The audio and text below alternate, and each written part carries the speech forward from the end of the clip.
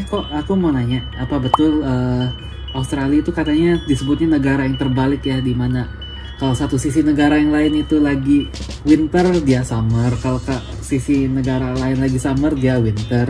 Kalau binatang kecil di Australia gede, kalau binatang gede di Australia kecil gitu. Apa itu benar? Betul. Itu fakta. Dapat visa susah atau enggak? Tergantung. Fakta apa sih? Tergantung visa apa. Kalau misalnya kamu belum pernah ke Australia, kamu mau bikin visa turis ke Australia, ya harusnya gampang-gampang aja, pakai travel agent juga bisa. Terus kalau misalnya kamu mau bikin student visa, itu kriteria-kriterianya tuh banyak. Salah satunya harus memiliki proof of fund, which is sekitar 270 sekian juta.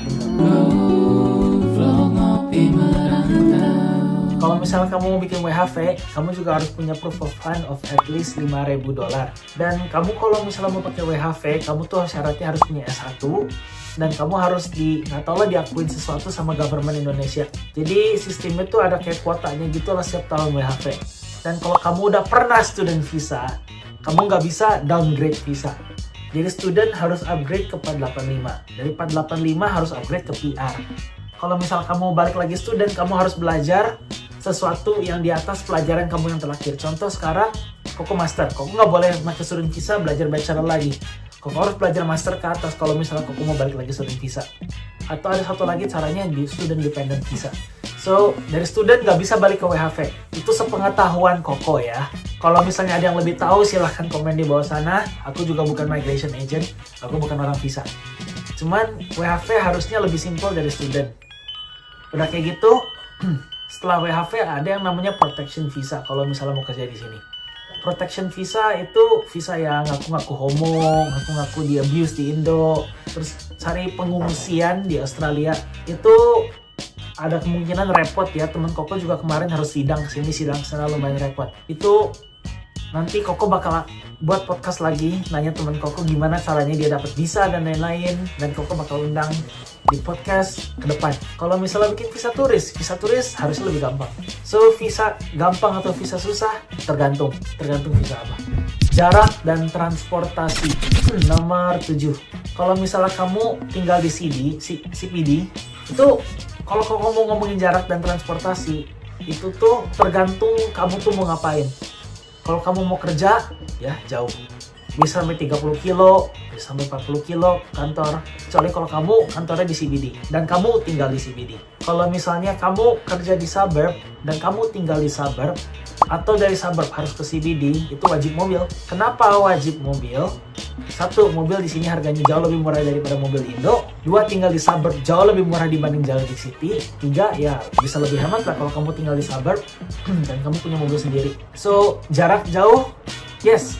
Public transport bagus? Belum tentu. Kenapa belum tentu? Dulu pas Koko kerja di pabrik daging, shift Koko tuh mulai jam 7. Koko harus dari Mount Waverly ke Dandenong, itu jaraknya tuh bisa 40 kilo. Setengahnya Bandung Jakarta lah. Setengah jam lebih lah nyampe dari tempat Koko, 40-50 kilo. Berarti bolak-balik 40 kilo.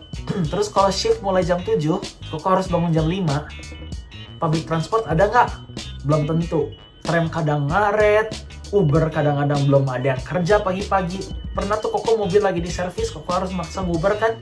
Koko manggil tuh Uber jam 5 pagi. Sampai sejam 2 jam nggak dapet. Shiftnya udah mulai, Uber baru dapet. Koko dimarahin bos Koko dulu yang lama. So, public transport bagus? Belum tentu. Kalau misalnya kamu kerja harus ke Dandenong, harus kemana, nungguin public transport juga ya nggak terlalu reliable lah. So yes, jarak jauh-jauh tergantung.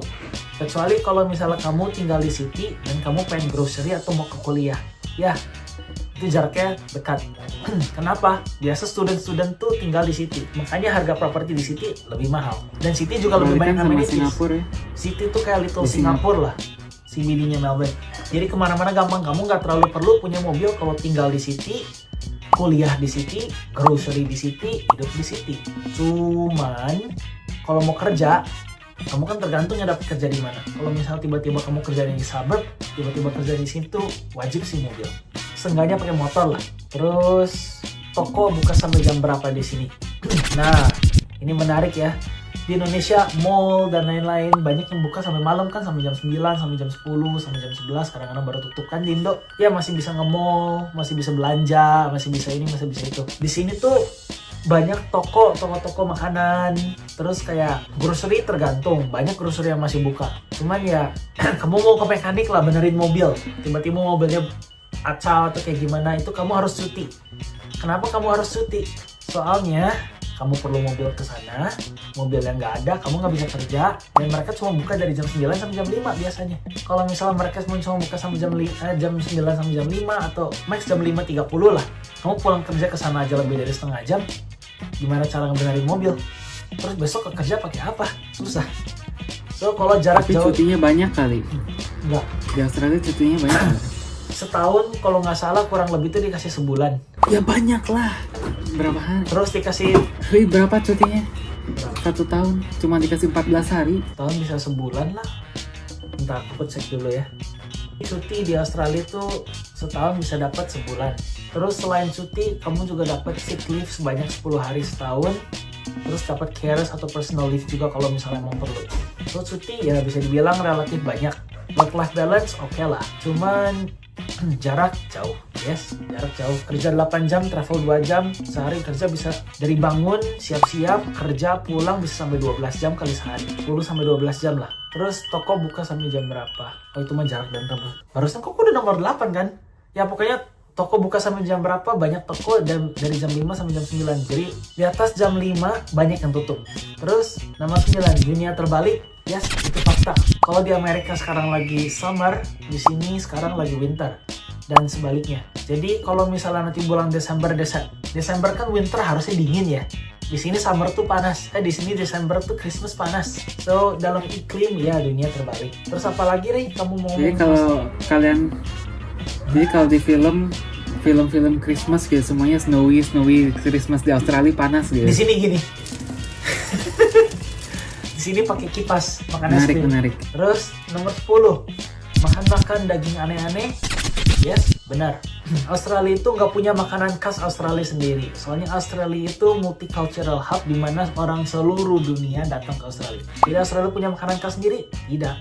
Cuman yang khas aborigin. apa ya? Khas aborigin. Aku nggak pernah lihat makanan aborigin.